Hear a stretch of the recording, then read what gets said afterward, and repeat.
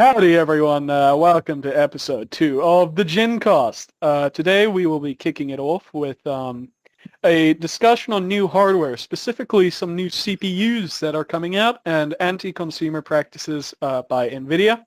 Then we will be going on to the GTA Remaster, a discussion on emulation and what everyone's opinion on it is.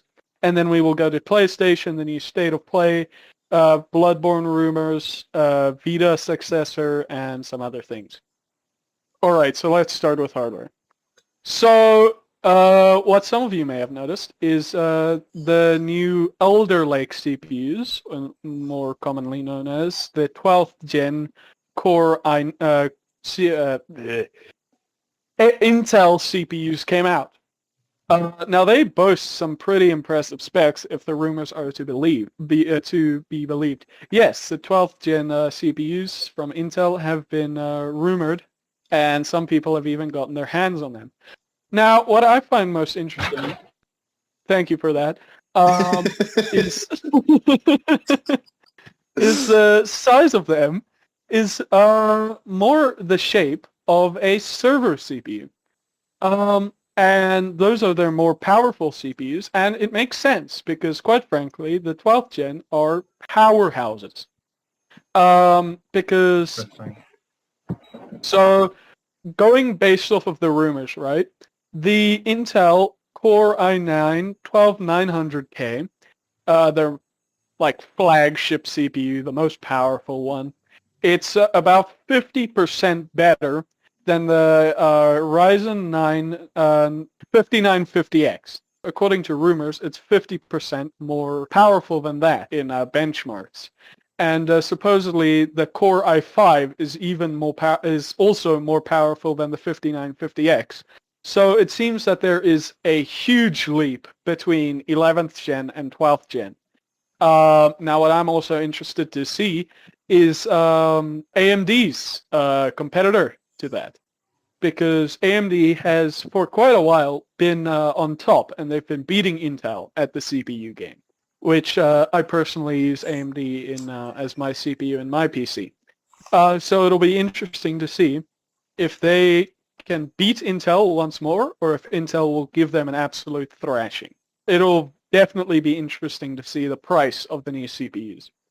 Now, in more server-related news, Alibaba, they came out with a new in-house CPU which boasts 128 cores, which so far is unheard of, basically. That's cheating though, because they're ARM cores, they're not x86. Yeah, wait, it doesn't run on x86, it runs on ARM. It runs on ARM. Yeah. Yeah, so it should have better cooling performance than x86.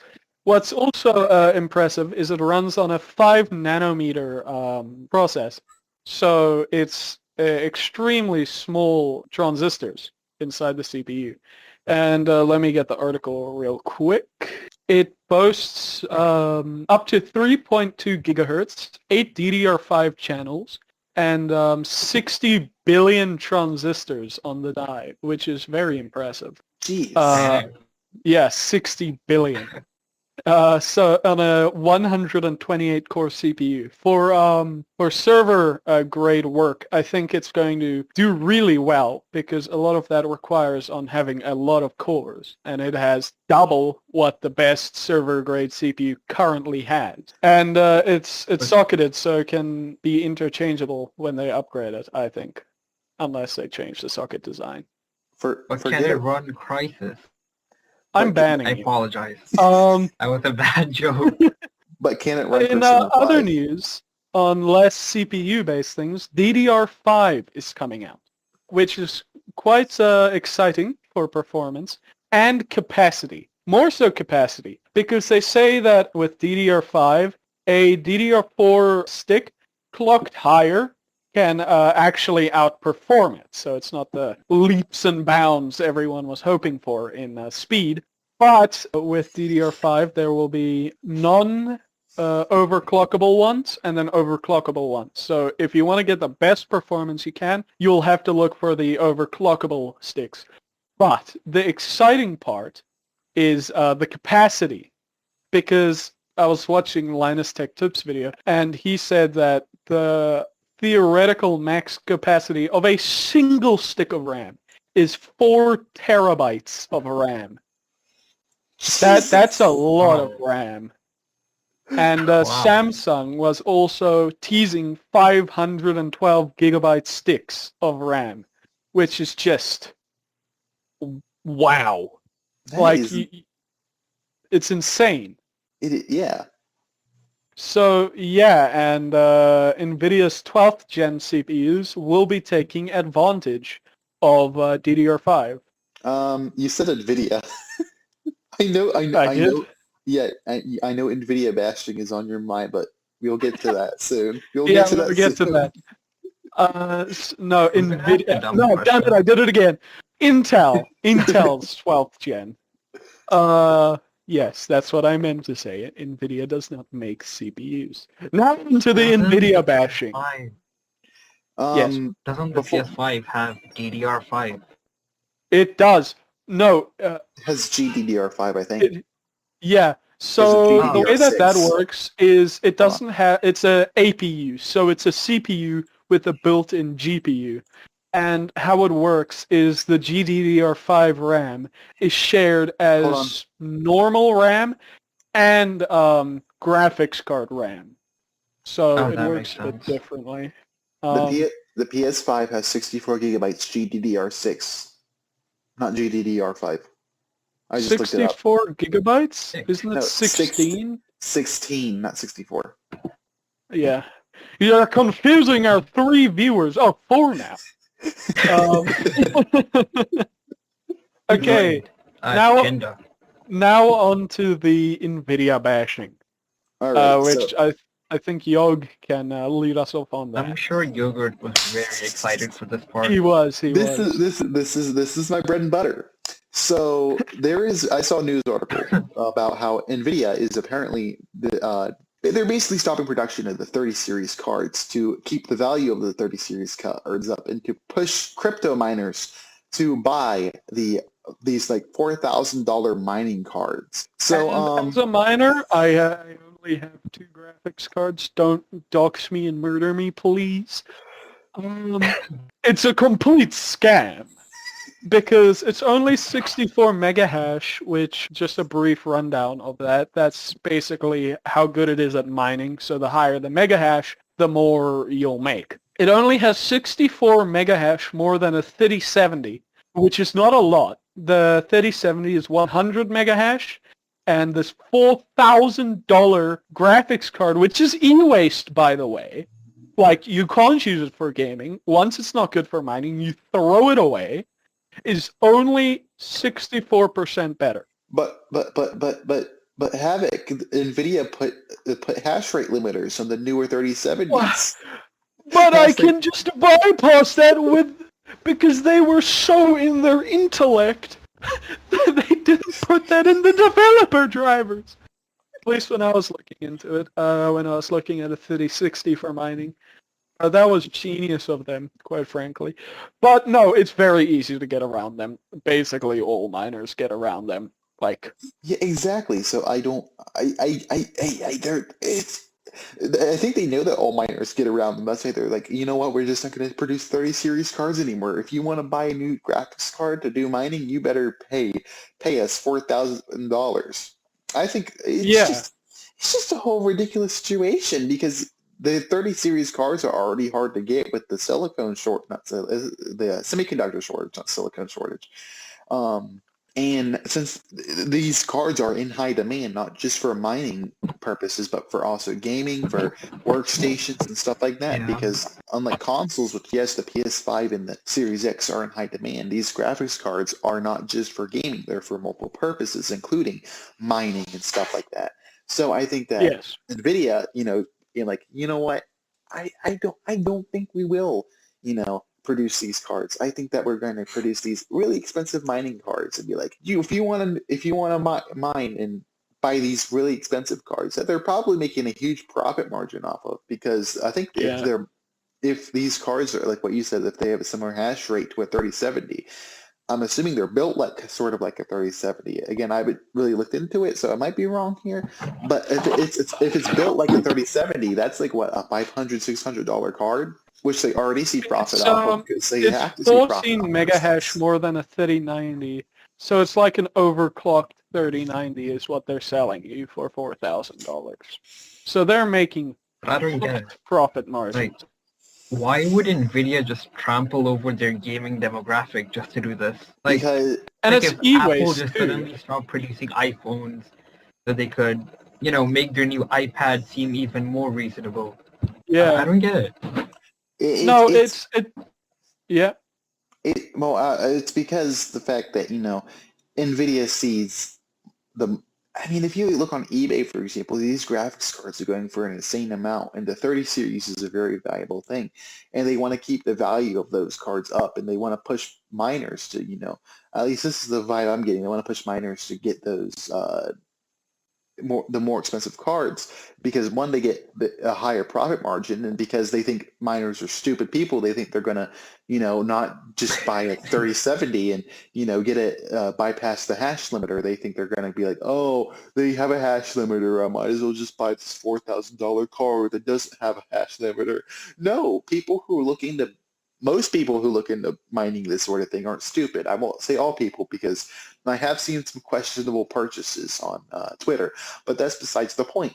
To give you an example, right, of how stupid they think miners are. The 3070, the base price is full $500. Now, I know it's not being sold by that, but let's be honest, neither is this mining card going to be. It's selling for $4,000 plus. So if you manage to swindle a 3070 for $500, you could get you could get 8 of them for the price of one of these graphics cards, which is 800 mega hash, which is significantly more than this stupid graphics card. That's just scummy. Yeah. I blame capitalism. No, that is why. Because they want to sell it to miners, because it's e-waste, so that they can't sell it secondhand, so that people are forced to buy more new graphics cards from Nvidia. I'm going to be completely honest. I never was interested in I was never interested in AMD graphics cards until this news came out. All of a sudden, those Intel and AMD graphics cards just look so much so appealing. Dang. Yeah. I have heard AMD cards have funky drivers, though, so you might have a bit of issues with that. They do have funky drivers, but at least I don't have to worry about AMD stopping production of their the 6000 series cards because they want to appeal to miners. Yeah, and they're just superior in every way since they named one of their cards the thick card with 2 C's. So they're obviously a better company. Exactly. And there's also the new Intel GPU. So you guys think that? Oh, I was just talking about. I was gonna ask if you guys. Man, we keep talking over each other. I was gonna ask if you guys think that Nvidia is gonna lose like a large chunk of their consumers because of this decision.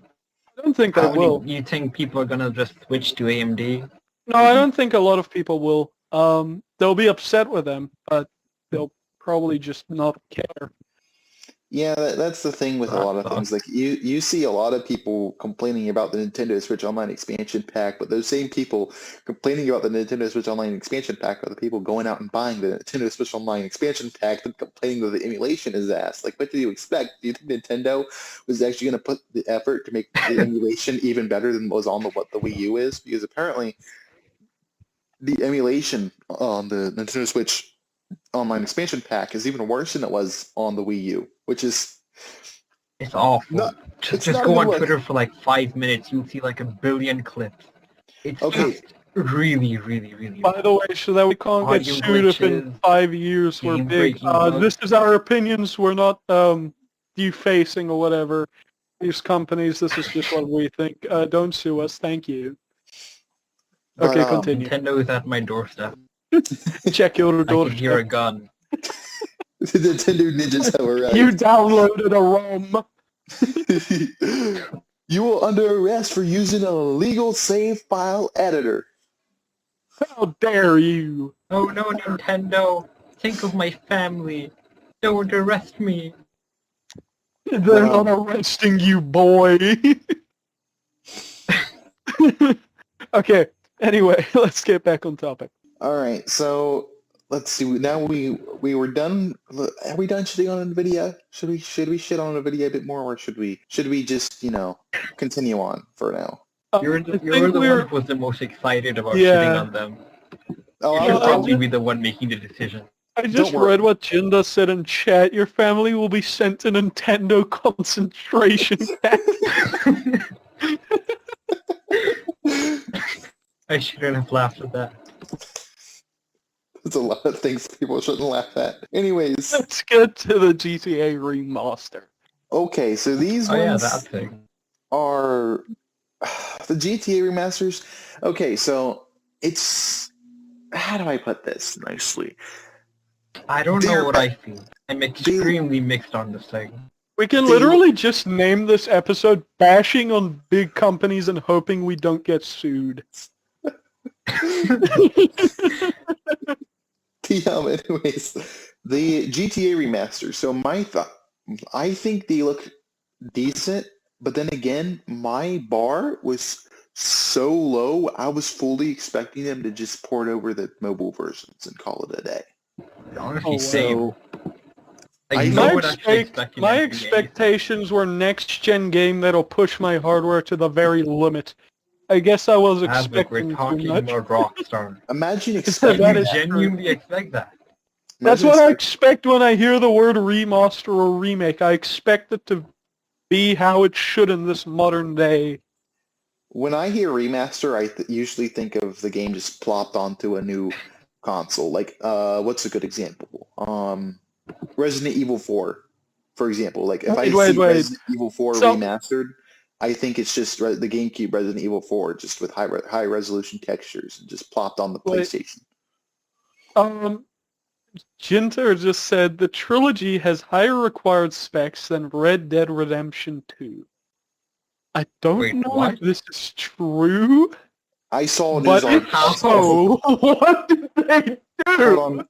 I think I know what he's talking When I about. first saw the trailer announcing these remasters, you know what the first thing I thought was?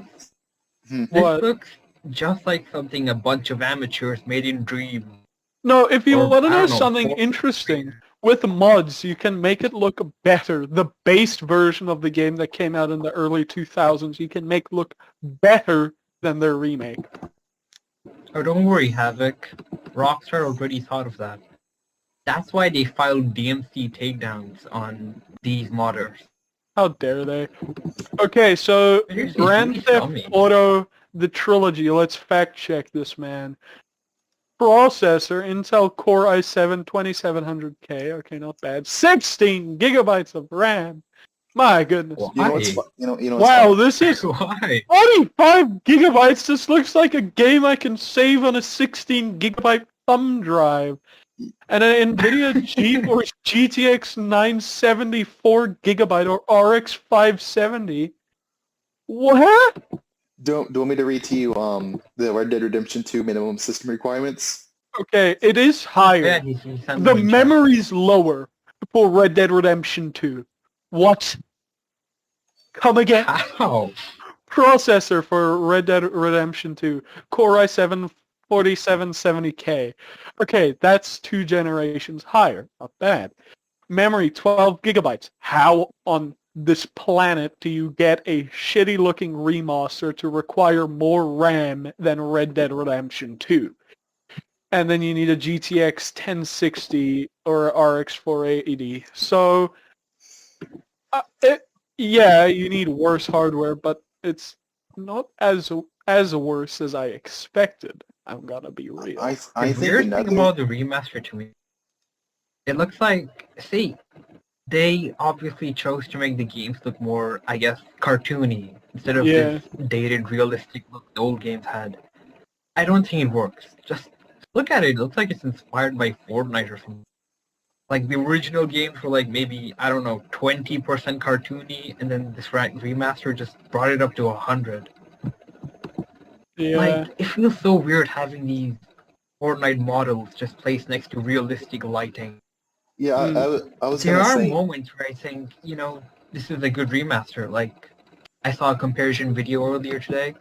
It showed off the train tracks in GTA 3's original game and the remaster, and there's a huge improvement. But then I look at Tommy Vercetti, and I'm just thinking, dang, what did they do to him?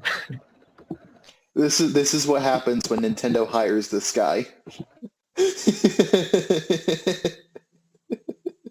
Oh yeah, that reminds me. Apparently, Rockstar didn't even do the remaster. They outsourced these to the guys who did the mobile ports.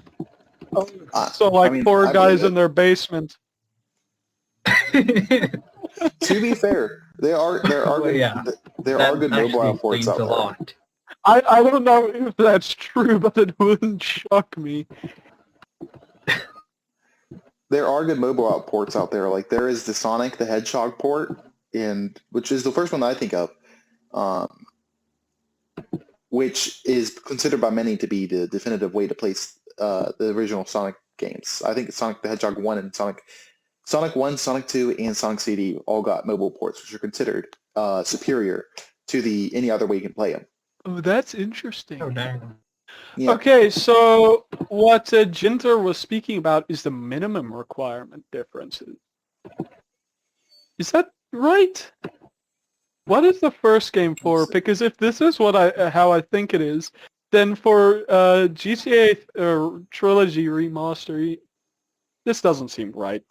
I think another thing to consider too is the fact that the GTA remasters are on Unreal Engine. Not saying that this is a good excuse, but the GTA remasters are on Unreal Engine, while the Red Dead Redemption 2 is in its own separate engine. They should have used MetaHuman. They should have got Just someone make with, an actual How decent much are these talent. games going for? $60. $60? Oh, why? Like, look at Crash Bandicoot remakes. There were 3 games remade with like, amazing graphics, and they're going for I think $40. Even Yeah, if they but went for 60, it's it makes Rockstar. much more sense than this. To Rockstar. be fair, the Crash and Spyro games before, I know that the original trilogy, and the original trilogy is known to be good games, but the Crash and Spyro in particular, after the PS1, has had a lineage of swings and misses. I'll just say that to be nice about it. So I think what they were trying to do with the lower pricing, what Activision was trying to do, is they're trying to appeal to people who maybe played the game on some of the ones on the PS2 and the Xbox 360 or whatever, and thought, wow, this game is kind of shit. And people to be like, oh, well, it's only $40, might as well. Because I think one thing to keep in mind with that is, like, it's not like every Spyro and every Crash game has been banger after banger after banger after banger. The first 3 games of Spyro and the first 3 games of Crash were good games for the time. But it's like Sonic the Hedgehog, where I know I'm bringing up Sonic the Hedgehog way more than I anticipated, but where like every single game after the initial like run of games is really controversial. Where like you have the Wrath of Cortex and all that, which just are known by the fans to just not be as good as the original and not really have that same magic. So I think Activision was like, okay, so these people, they probably played one of the older games that we published, and they probably thought, oh shit, this is kind of bad. Because that was my initial impression with Spyro, is I played one of the GBA games, and I thought, oh, Spyro is just some weird 2.5D over-the-top platformer, and I never touched it. It wasn't until years later that I played it on the PSP, and I actually kind of enjoyed it. Yeah, that makes sense. We can also Are partially we blame moving Nintendo. on to emulation? Oh, that's a great the segue. forbidden topic. That's Let's a great get into segue. Okay, so let me lead this because I like emulation. Emulation is fun as long as you get your own ROMs, my people. Anyway, so the thing that I would like to lead with is: do you guys consider emulation game preservation or piracy, and why? game Oh, preservation. all I mean, right. just think about it. You had stuff like Sony trying to close down the PS3 and PSP stores, and those stores had online only games, like games that never got a physical release. So if they got shut down, they'd just be wiped from existence. Which is why we need emulation. You know, who knows? Maybe some guy grew up with that game, and 50 years, okay, 50 is a bit much. 20 years later, he wants to play it again. He could emulate it. Mm, What about you, that is Maverick? true. I think it depends. How like modern the game is. So if the game's from early 2000s, maybe 2010's the limit, or 1990s or whatever, then yeah, I mean, chances are it's going to be really hard to find that game, and it's going to be hard to play, without like going on eBay and paying extortionate prices for original hardware. So I think for that emulation's fine, and it's also fine if you do it with modern games.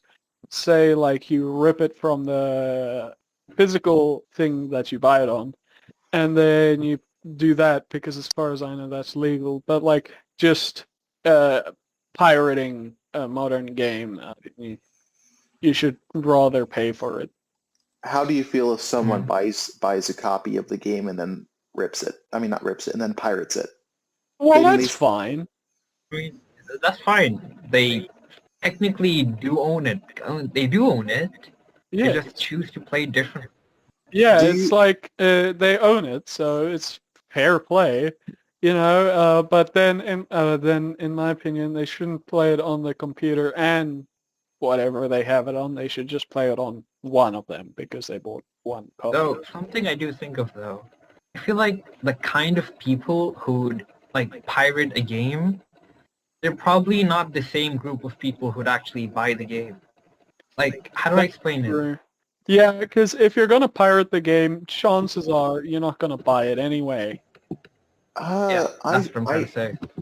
I think that it's kind of in two camps. Like I'm gonna bring up Metroid Dread because that's kind of fresh in my mind.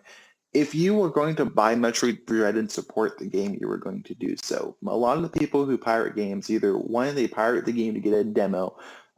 Nowadays, with how underpowered the Switch is, two, they pirate the game so they can play it on better hardware and get a better performance because you can run the game at 4K on Yuzu.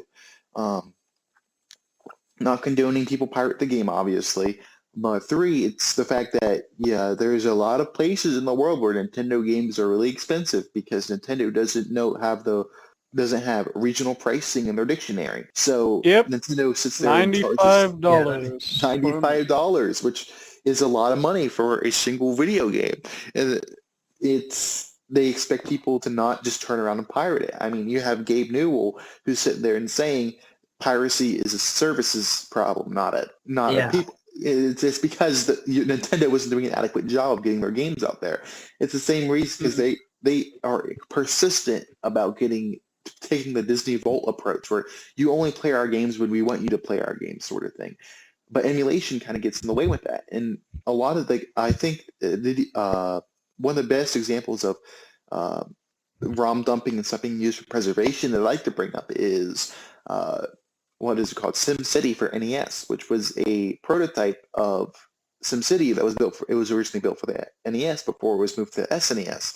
That piece of history would have been lost if it wasn't for the fact that, someone happened to find a prototype copy and give someone a chance to dump that prototype copy and upload it to the internet. Yeah. yeah, I agree with that. See, This is probably controversial. I don't know, but I honestly don't really mind piracy if it's like a really old game.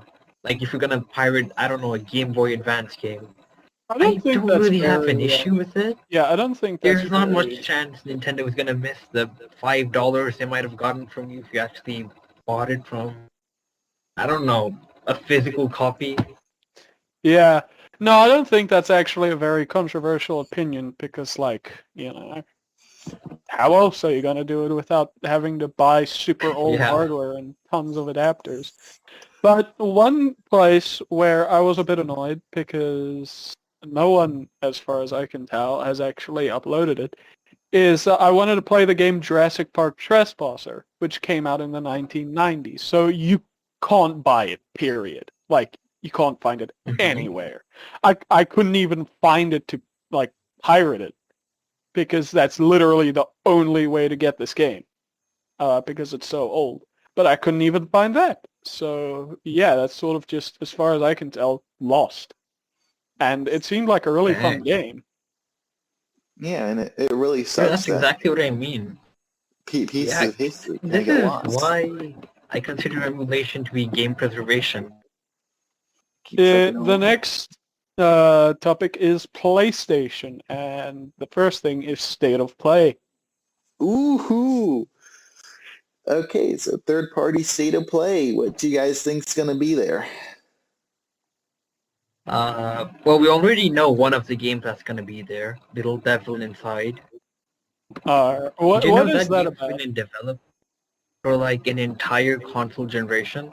Oh It wow! was first announced like 7 years ago. Oh wow! I mean, I don't What think is they it ever about? gave a release date. They just showed the game each year, and they never said, maybe it might come out in the next 2 years or something. It's just radio silence.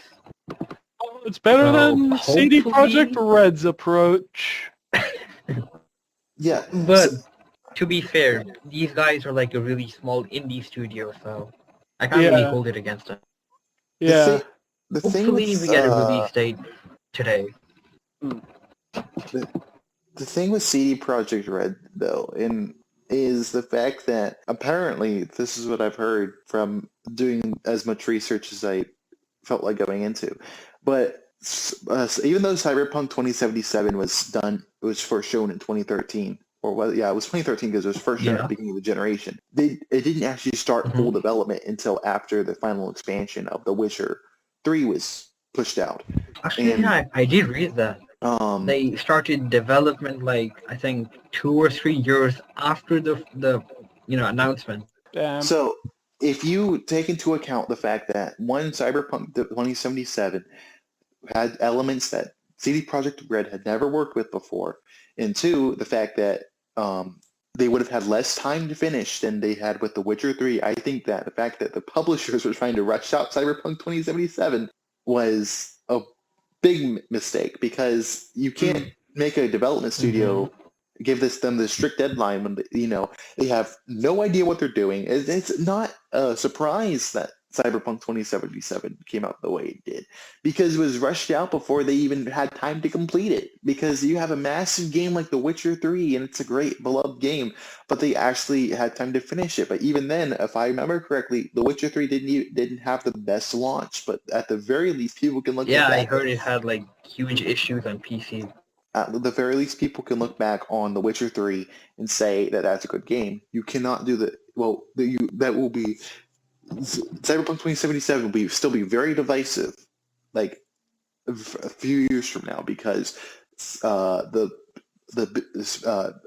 the better way to put it? I want to say the developers of CD Projekt Red, but the suit and ties, I'll say that. The suit and ties of CD Projekt Red decided to push the game out way early before it was ready, and that's why they kept giving us release dates and delaying it, until the publishers just said, we can't delay this anymore, you got to push it out by holiday. Well, maybe if you didn't spend half your budget advertising the game before it was even in development, maybe you wouldn't be able to afford more time to put in the game.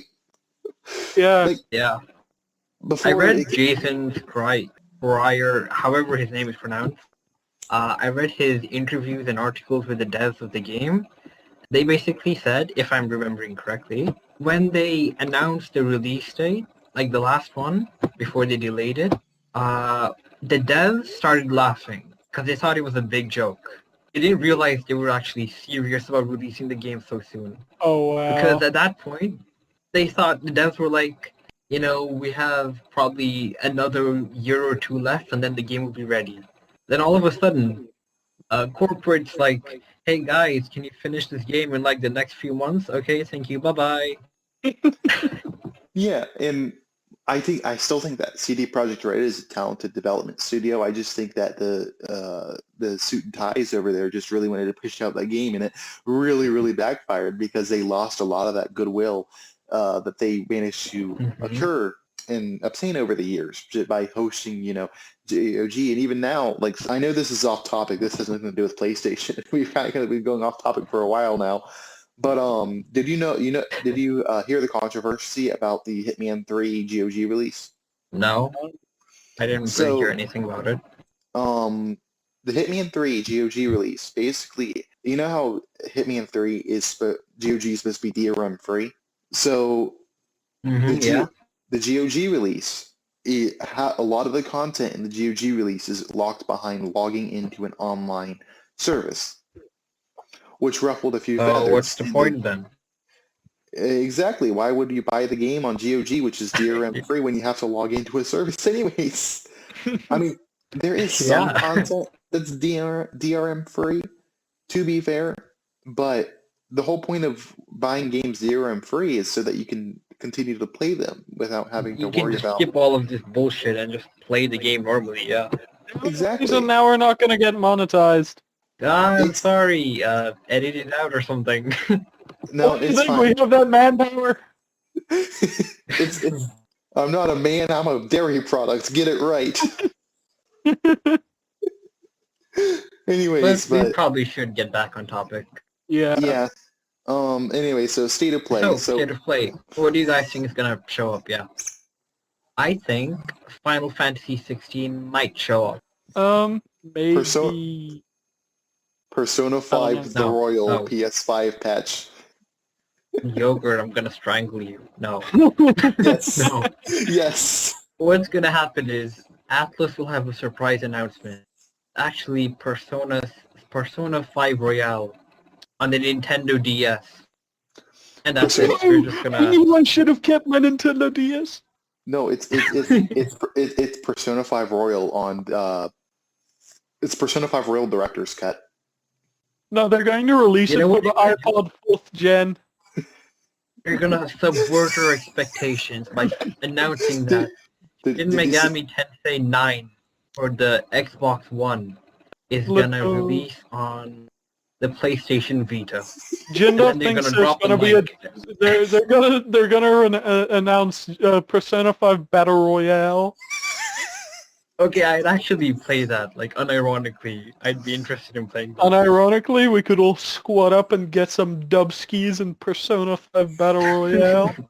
Bro, I would unironically be interested in, like, a PvP-based Persona game. Oh, you mean Persona Arena? No, like not like a fighting game, like a turn-based PvP Persona game. Oh, that's what you mean. It's turn-based, that's great, because Diversity will have 300 ping. So, live combat's kind of out of the question. Joker is gonna hack the state of play. Yeah, he's gonna hack. He's gonna hack the state of play. I did going around a few hours earlier that says Final Fantasy 16 is gonna be one of the games shown. But it's, probably not actually real. I didn't bother verifying or seeing where it came from, because 99% of these leaks are just fake news. Do we have a release date or a release window for Final Fantasy 16 yet? Or do we not have one yet? I don't think so. They said 2021, but then, that's not gonna happen. It's somewhere in 2022. Actually, let me check. Plot twist. Final Fantasy 16. It gets announced for December 12th.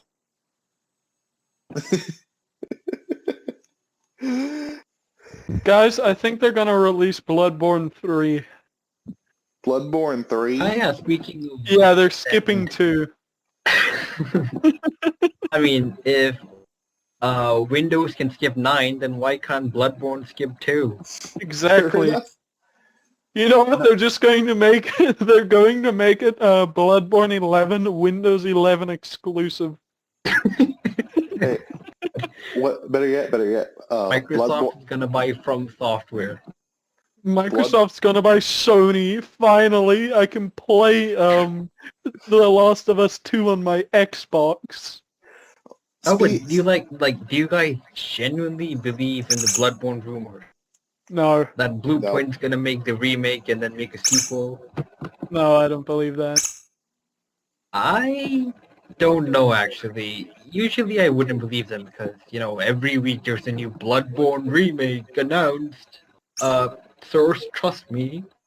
But this time Of it course, seems I like work the at Sony, people... bro. Well, yeah, look, this time the people actually saying it's gonna happen, they seem at least moderately trustworthy. Like there's one of the guys Moderately. from Xbox era saying it's gonna happen, and those guys are usually reliable. So Mm. I don't know. I'm gonna What? have I'm gonna have It to could wait to happen. see it. I'm gonna have to wait for an announcement before I believe Yeah. anything. It's like whenever Yeah. I see Because- Persona 5, anything like there's been so many rumors for Persona 5 is coming to this, Persona 5 is coming to this, and I know it's awful to use Persona Yeah. as my example for everything, but it's such a great example because I'm one of the people who is a big advocate for having Persona 5 on the Switch and on PC because there's just such great platforms for it. But at the same time, you know, I'm not.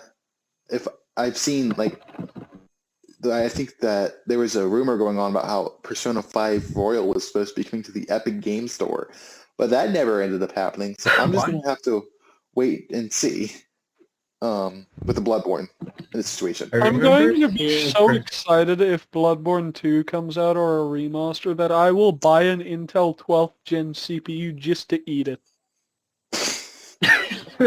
What?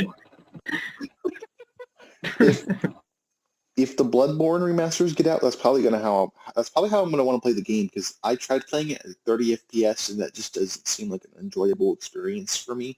Bro, Because- So Bloodborne weird. It's like 4K Bloodborne 60, is. I will shit myself. Come on, we're gonna get demonetized again. I can't make my 3 cents. Guys, But calm down. it's so weird though. Like We're past the no swearing mark. Bloodborne is like. Oh come on, we're talking over each other again. But We'll get better Uh, eventually. I'm gonna talk, okay? Absolutely Okay. not. Anyways, shut up.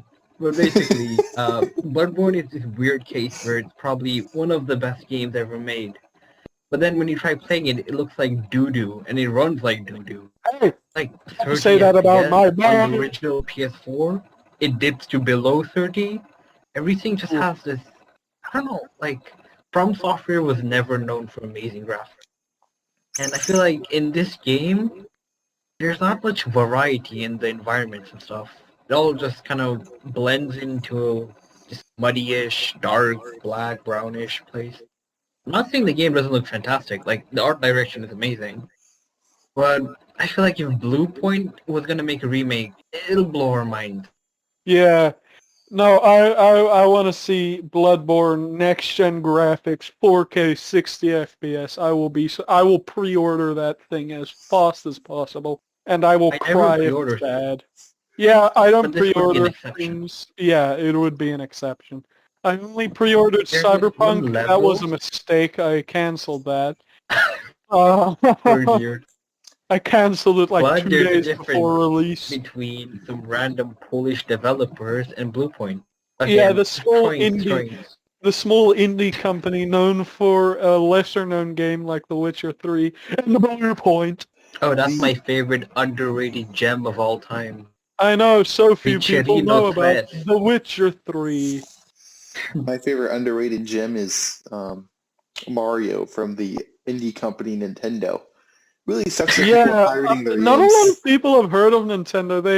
They released this lesser-known thing called the Nintendo Switch OLED, I think. I don't know. Not a lot of news sources are speaking about it, really. Yeah, It's I like- feel really bad for those guys. Yeah, it's They're like probably $30. from It's bank. not so good. I think they're gonna go bankrupt. I robbed an orphanage a few days ago and donated it to Nintendo.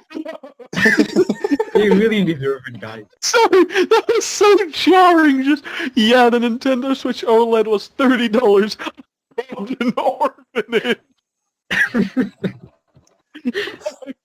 Oh, speaking of OLEDs and Switches, do you guys think there's gonna be like a Vita successor?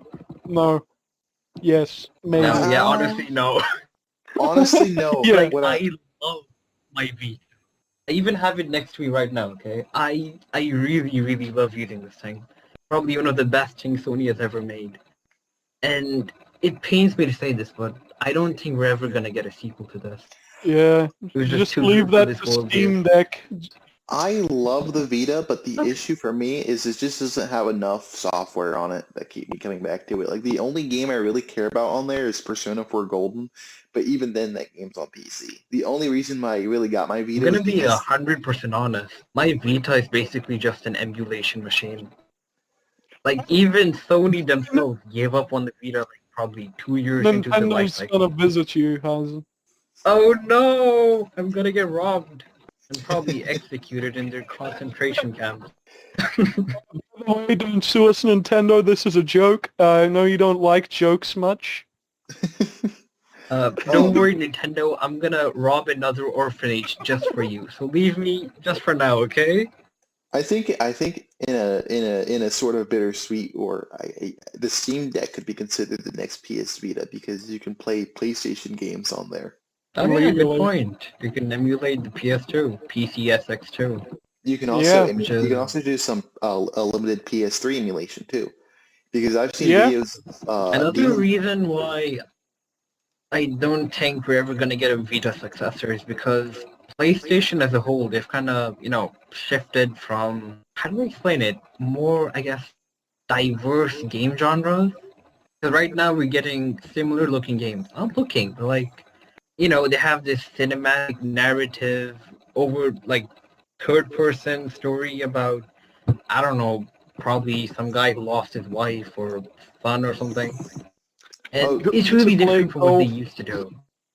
I The guy who am. Stuff went to like play golf Wipeout. with his good old friend. Yeah. And those games, they don't really do well on a handheld like the Switch or the Vita. Yeah. It's Very like sad. for more cinematic things, I've noticed you don't really want to look at it on a small screen. You want to be able to bask in its glory with a large screen.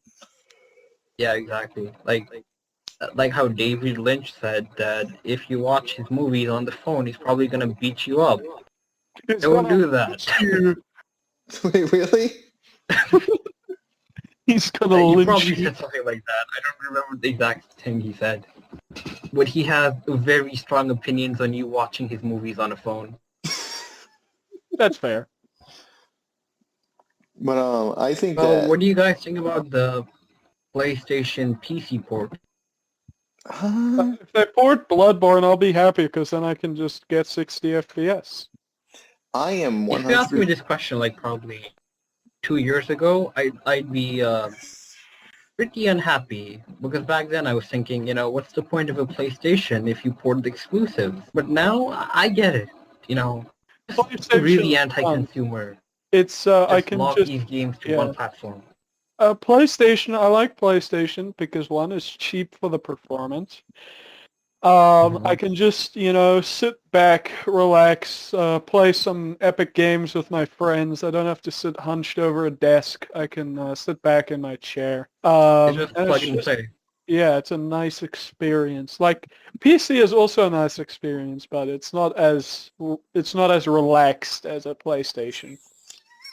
I just really prefer the ability to just lie down on my couch and play around a Fortnite with my buddy. I Yeah. can't do that with the PC. I gotta sit down and, Well, to be check fair, if everything's working and, all that stuff. you can connect a controller. So technically. Yeah, but I can't lie down unless I, get my computer really, really close to my couch somehow. That is true. Why don't you just use a wireless controller? Yeah, just use Bluetooth. Because unless you have a really, really bad, which you might, I'm not sure, but unless you have a really, really bad computer, the latency on wireless controllers on PC has gotten really good. Like I use my wireless Xbox Series X controller for almost all my PC gaming. Oh. Because I don't like using keyboard and mouse. I know, very controversial coming from a member of the PCMR, but I just don't. I just find controller way more comfortable. So I have an Xbox controller for PC, and I use my DualSense for my PlayStation. I tried playing GTA San Andreas with a keyboard and mouse like a few days ago, and I probably had a brain aneurysm. I just can't get used to a keyboard and mouse. I'm too used to a controller, so... I can do both. I'm not very good at keyboard and mouse, but I can do both. Yeah, I don't think, unlike what people say on Twitter, I don't think there's gonna be any, problem that's gonna happen to Sony if they port their games to PC. Yeah, I mean, they are busy porting them, and it's doing great. Like Yeah. And plus, Sony's. it's not like they're just porting, what do I say? The day God of War Ragnarok releases, it's already on PC. They're just gonna, keep the game on the PS5 if PC players are patient enough. And maybe the next, I don't know, 3 years, they might get the game on PC. Yeah, So it's not like they're just throwing away their exclusives. yeah. I never understood that. Why people got so upset over a 3-year-old game being ported. It's like, come on. It's not like it's a big deal. It's not like they were. Tribal man. Yeah, it's not like they were like, oh, I'm about to buy this PS5, but they might port it to PC in 3 years. So I think I'll go PC instead. I think one thing to consider about that, though, is one, I think there are more, again, this is just me looking on Twitter and coming to my own conclusions. I just want to preface this. I do not believe this. This is just what I have seen. I think the thing that they're worried about is more the precedent that this sets. The fact that literally anything can be ported to PC, which, kind of sets the question, well, keep in mind that you're assuming that people are buying these consoles at retail price. It's shown that people are buying PS5s against their better judgment, in my opinion, because there's not a lot you can only play on PS5 right now at scalper prices. So they're paying $900, $1,000, $1,100, which is a lot of money for, what is essentially not good hardware for that price. I mean, for $600, no, $500, yeah, it is definitely good hardware, but for $900, $1,000, no. But I think that people are coming from that perspective because they bought this really expensive box, but they paid more than they should have for it, and all of a sudden they're realizing, wait, I could have just used that money to buy a PC. So it's like that meme where the guy's trying to do something, and then the other guy goes over to shows him, and then the guy who's trying to do it just looks at him like, oh, why didn't I think of that? It's like that one. I'll just send it to chat if I can think of what it is. But I think it's more so that, and it's God of War, which was a PlayStation staple ever since the PlayStation 2 days, coming to PC kind of sets a precedent that nothing is safe. It's not just games that underperformed like Days Gone, or not just games that shared an engine like the Decima engine that Death Stranding used, which led to Horizon Zero Dawn being ported over. Yeah, but still, it's like, it's just a game. Like, just be happy more people can enjoy it. And you can, if you have a PC, you can enjoy it a better experience. Oh yeah, and I think that people acting like this means that they're treating PlayStation users as second-class citizens, in quotes, which I have seen people say that on Twitter. I spend way too much time on Twitter. Anyways, but I think people literally over-exaggerating and saying that are missing the point, because if you are subscribed to PS Plus right now, you can get God of War at no additional cost. If you have a PS5, all you have to do is download it from the PS Plus collection. If you have a PC, you have to pay $50 for it. Like, yeah, I know people are like, well, what if I don't have PS Plus? Well, good thing that Sony has God of War available for $20 on the PlayStation Store, which is still cheaper than what you're gonna get on PC, because they're still charging $50 for the game on PC. So I don't understand why they're so uptight about it. Because even with the 20% cut that Steam is going to take from that God of War sale, Sony is still making more money on the PC version than they are on the console version, despite the fact that despite the fact that they're charging more money. I mean, less money. Yeah. More money. That's what I'm saying. All right, well, viewers watching at home, we have a surprise guest, Azerty, joining us. Uh-oh. Why don't you introduce yourself? Okay, there we go. I am Azerty. Very good. Okay. You asked to join the podcast. What would you like to speak about? Wait, you're speaking about wait, what exactly were you talking about? Sorry, We're speaking about the fact that Sony ponies are so upset that games are being ported to PC, even though they're really old. yeah, yeah, I think that's stupid because obviously. Okay, I don't think I should have joined. It's alright. Alright, well that's it from Azerty. Thank you for joining us. I'm not cutting it out. This goes in. Should I edit that out or no? No, keep it in. Okay. Alright, well, let's get back on topic. Thank you for Azerty. That guest appearance was great. Alright, so back on dunking on Sony ponies. So yeah, like what I was saying, I think the fact that more people get to play these games, and I think this will introduce these franchises.